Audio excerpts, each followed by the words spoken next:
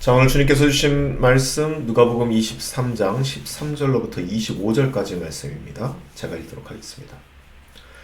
빌라도가 대제사장들과 지도자들과 백성들을 불러 모아놓고서 그들에게 말하였다. 당신들은 이 사람이 백성을 오도한다고 하여 내게로 끌어왔으나 보다시피 내가 당신들 앞에서 친히 신문해 보았지만 당신들이 고소한 것과 같은 제목은 아무것도 이 사람에게서 찾지 못하였소. 헤롯도 또한 그것을 찾지 못하고 그를 우리에게 도로 돌려보낸 것이요. 이 사람은 사형을 받을 만한 일을 하나도 저지르지 않았소. 그러므로 나는 이 사람을 매질이나 해서 놓아주겠소. 그러나 그들은 일제히 소리를 질러 말하기를 이 자를 없애고 바라바를 우리에게 놓아주시오 하였다. 바라바는 성 안에서 일어난 폭동과 살인 때문에 감옥에 갇힌 사람이다. 빌라도는 예수를 놓아주고자 다시 그들에게 말하였다. 그러나 그들은 그 자를 십자가에 못 박으시오, 십자가에 못 박으시오 하고 외쳤다. 빌라도가 세 번째 그들에게 말하였다. 도대체 이 사람이 무슨 나쁜 일을 하였소? 나는 그에게서 사형에 처할 아무런 죄를 찾지 못하였소. 그러므로 나는 그를 매질이나 해서 놓아줄까 하오. 그러나 그들은 마구 우기면서 예수를 십자가에 못 박으라고 큰 소리로 요구하였다. 그래서 그들의 소리가 이겼다. 빌라도는 마침내 그들의 요구대로 하기로 결정하였다. 그래서 그는 폭동과 살인 때문에 감옥에 갇힌 자는 그들이 요구하는 대로 놓아주고 예수는 그들의 뜻대로 하게 넘겨주었다. 아멘. 자, 오늘은 이 본 말씀 가지고 인권을 다루는 크리스찬의 자세 세 번째 시간 갖도록 하겠습니다. 자, 오늘은 인권을 다루는 크리스찬의 자세 상중하중 하편을 이야기하겠습니다. 자, 그런데 하편이지 이 안타깝게도 파이널은 아닙니다. 안타깝게도 이 파이널을 하나 더 해야 할 것 같습니다. 자, 오늘은 그래서 이 예고했던 것처럼요, 어저께 예고했던 것처럼 딱 믿음에 대해서만 다루는 게 집중도 면에서 더 좋을 것 같고요. 그래서 내일은 파이널로 이제 정말 크리스찬이티는 이 인권을 어디서부터 시작돼야 하는지를 좀 이야기하면서 마무리하도록 하겠습니다. 여러분의 양해를 구하고요. 자, 그럼 오늘 시작하도록 하겠습니다. 자, 어저께 이야기했듯이 이 하나님의 뜻이 결국 하나님의 법인 것이죠. 그리고 그 죄라는 것은 하나님의 법을 어기는 것이고 결국 하나님의 뜻과 반하는 생각과 행동을 하는 것이 죄라는 겁니다. 그런데 어느 사회나 국가이건 그 죄라는 것은요, 무거운 죄도 있고 상대적으로 가벼운 죄도 있죠. 자, 여기에서 질문이 우리가 들어갔습니다. 자, 그렇다면 이웃사랑을 하지 않는 것은 하나님의 큰 뜻을 어기는 걸까요? 아니면 하나님의 작은 뜻을 어기는 걸까요? 그것에 대한 판단은 여전히 저는 여러분께 남겨드릴 겁니다. 강요하지 않을 거예요. 자, 우리가 사는 이 사회에서도요, 어떤 사람은 무거운 죄를 가볍다라고 생각하고 또 가벼운 죄를 무겁다라고 생각하곤 합니다. 사람들마다 그 죄에 대한 경중에 대한 이 생각이 약간 다 개념이 틀리죠. 그렇기 때문에 우리들로서는요, 절대로 이해할 수 없는 그 흉악한 범죄도 생길 수 있는 겁니다. 그 사람들은 그러한 무거운 죄를 가볍다라고 착각하고 있는 것이죠. 법전에 중죄라고 딱 명시되어 있는데도 불구하고 그렇게 생각하는 사람들이 있다는 겁니다.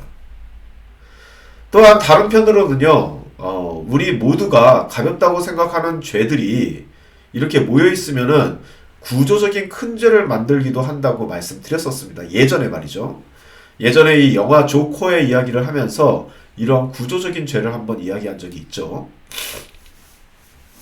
결국 제가 말씀드리고 싶은 건 이렇게 법에 대한 서로 다른 이해도들이 있기 때문에 이 이웃사랑을 하지 않는 것이 무거운 죄인가 아니면 가벼운 죄인가에 대한 판단은 저는 여러분에게 맡길 겁니다. 다만 이 목사로서 전 여러분께 이 성경의 법을 제시해주고 그리고 알려줘야 하는 사람이기 때문에요. 목사니까요. 성경에서는 이렇게 기록하고 있다. 그 정도만 제가 말씀드리겠습니다. 아주 유명한 말씀인데요. 마태복음 22장의 말씀입니다. 제가 읽도록 하겠습니다. 바리새파 사람들이 예수가 사두개파 사람들의 말문을 막아버리셨다는 소문을 듣고 한자리에 모였다. 그런데 그들 가운데 율법교사 하나가 예수를 시험하여 물었다. 선생님, 율법 가운데 어느 계명이 중요합니까? 예수께서 그에게 말씀하셨다. 내 마음을 다하고 내 목숨을 다하고 내 뜻을 다하여 주 너의 하나님을 사랑하여라 하셨으니 이것이 가장 중요하고 으뜸가는 계명이다. 둘째 계명도 이것과 같은데, 자, 여기서 이것과 같다는 건 뭐냐면은 첫째 계명과 같다는 거예요. 내 이웃을 내 몸과 같이 사랑하라 한 것이다. 이 두 계명의 모든 율법과 예언자들의 본뜻이 달려있다. 자, 이렇게 예수님께서 말씀하셨습니다. 저는 이렇게 읽기만 하겠습니다. 판단은 여러분에게 맡길게요. 이렇게 이제 죄의 문제는 여기서 제가 마무리하도록 하고요. 자, 이제는 그래서 믿음의 문제에 대해서 좀 이야기해 보려고 합니다. 자, 제가 여러분께 죄의 문제를 먼저 말씀드린 이유가 있습니다. 왜냐면은 어떤 것을 하나님의 뜻으로 이해를 한다면은 그것을 안 하는 것은 옵션이 아닌 죄의 문제가 되죠. 자, 그렇기 때문에 어떤 것이 하나님의 뜻으로 이해를 우리가 한다면은 그것을 하려고 할 텐데, 문제는 그것을 하려고 할 때 상당한 스트레스를 받게 된다는 것이죠. 특별히 이웃사랑의 경우는 그 스트레스가 정말 막대합니다. 뭐 예배를 드리고 뭐 교회 나와서 성경 공부를 하는 그런 스트레스는 정말 비교가 안 될 정도로 이웃사랑에 대한 스트레스는 엄청나게 큽니다. 안 그래도 그럴 것이 내가 가진 물질, 그리고 내가 가진 시간, 내가 가진 정성, 그리고 건강, 이 모든 것들이 나에게 무한하게 있는 것이 아니라 딱 어느 정도만 있는데, 즉 유한하기만 한데 내가 가지고 있는 것이요, 그 얼마 없는 것 안에서 이웃들에게 베풀어야 하는 것 아니겠습니까? 심지어 선한 사마리아인의 비유를 보면은 내가 가서 이웃이 되어주라는 이 하나님의 뜻은, 이 한마디로 얘기하면 네 눈에 보이는 대로 도와주라 라는 이런 말인데, 여러분 이게 정말 내가 가지고 있는 지금 이 상황에서는 정말 불가능하거든요. 어제 말씀드렸던 것처럼 의식이 없는 상황에서는 즉각적으로 도와주고, 의식이 있다면은 물어보고 도와줘야 되는데, 그게 지금 나가 처해 있는 이 상황으로서는 이 할 수 없는 100만 가지 이유를 내가 댈 수 있거든요. 실제로 도와주기 힘들기도 하고요. 그래서 이웃사랑과 같은 이러한 난감한 계명을 받아들이면 그걸 하지 않는 쪽으로 보통 선택을 하려고 하는데, 둘 중 하나를 선택해야 되죠. 그 이웃사랑의 대상을 보고도 못 본 척을 하든지, 이 제사장과 레위인처럼 말이죠. 아니면은 이 이웃사랑의 조항 자체를 중요한 계명으로 여기지 않는, 즉 무거운 죄로 여기지 않는 방법밖에 없습니다. 여러분 이게 현실입니다. 저도 잘 알고 있고 저도 굉장히 힘들어하는 부분 중에 하나입니다. 저는 여러분이 이것을 못한다고 해도 다 이해합니다. 사실 여러분 평범한 인간이라면 이걸 못하는 게 당연한 것이기도 합니다. 하지만 우리는 평범한 인간이 아니라 크리스찬 아닙니까? 그래서 우리는 이것을 그냥 하지 않는 채로 내버려야 되는 것이 아니라 이걸 어떻게든 하게 할 수 있는 무엇인가를 우리가 찾아야 하는데, 이것이 단순히 내 결단만으로는 안 된다는 것이죠. 그렇기 때문에 성경에서는 그 못하는 것을 하게 만들 수 있는 것을 우리에게 제시하고 있습니다. 바로 그것이 뭐냐면은 그거를 믿음이라고 하는 겁니다. 자, 이게 믿음입니다. 그 하지 못하는 것을 하게 만드는 것 말이죠. 그래서 이 믿음에 대해서는 히브리서 기자가 아주 핵심적인 이야기를 우리에게 제시하고 있는데요. 그것이 바로 우리가 믿음장이라고 우리가 얘기하는 히브리서 11장에 나온 말씀입니다. 오늘 그래서 제가 가지고 나왔는데요. 제가 한번 읽어보도록 하겠습니다. 히브리서 11장 1절 말씀입니다. 믿음은 바라는 것들의 실상이요 보이지 않는 것들의 증거니. 자, 히브리서 기자는 믿음을 이렇게 말하고 있습니다. 자, 믿음은 뭐라고요? 바라는 것들의 실상이라고요. 자, 여러분, 이 바라는 것들의 실상이라고 하는 이 말은 이렇게 말할 수 있습니다. 자, 내가 지금 이걸 해야 한다는 걸 알아요.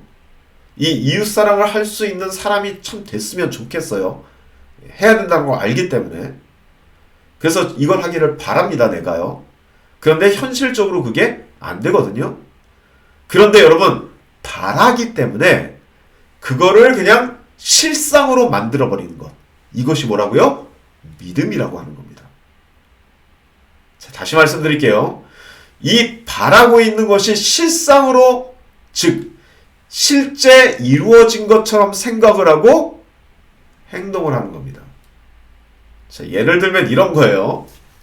내 눈에 내가 지금 이렇게 주변을 돌아보는데 내 눈에 생산 능력이 없는 고아가 한 명 눈에 들어왔어요. 그런데 이 친구가 먹고 살아갈 수가 없는 것을 내가 보게 된 겁니다. 그래서 이거 눈에 들어왔으니 제가 물어봐야죠. 자, 내가 도와줄까? 이렇게 물어봤더니, 그런데 이 친구가 도와달래요.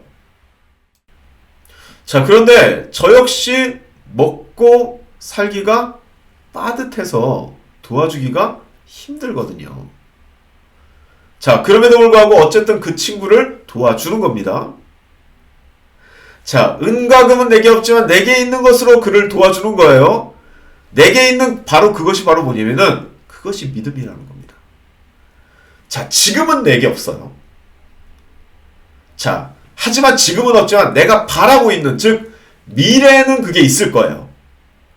그래서 그 미래에 있는 그것을 끌어와서 그 실체를 만들고 그를 도와주는 것. 이것이 바로 믿음이라는 겁니다. 자, 다시 말씀드릴게요. 지금은 없어요. 하지만 바라는 거니까 미래에는 있죠. 미래에 하나님께서 나의 분깃을 회복시킬 것을 아는 그 믿음이 있기 때문에 그 미래의 가치를 현재, 즉 실상으로 끌어당겨 오는 것이 이것을 믿음이라고 얘기하는 겁니다. 그러니까 믿음은 바라는 것들의 실상이 되는 겁니다. 미래의 가치를 현재로 끌어오는 것입니다. 미래에 그렇게 될 것을 믿으니까 할 수 있는 행동입니다. 이것이 바로 믿음의 행동이라는 거죠. 사실 요즘 저는 이러한 믿음이 가진 이 진짜 가치와 의미를 이 교회 안에서 찾아보기보다 오히려 더 이 세상, 특별히 이 경제계에서 더 많이 봅니다. 요즘 안 그래도 뭐 투자다 뭐다 뭐 그냥 뭐 이런 걸로 세상이 들썩들썩한데 그 미래 가치를 끌어온다는 그 말이 이 교회 안에서보다 이 세상 안에서 더 많이 들려오는 것 같습니다. 히브리서 기자가 말하는 믿음의 핵심이 바로 이것입니다. 미래의 가치를 현재로 끌고 오는 것. 이것을 바라는 것들의 현재의 실상이라고, 지금은 보이지 않는 미래가 현재 안에서 실상으로 증거로 존재하는 것, 이것이 바로 믿음이라고 얘기하고 있다는 것입니다.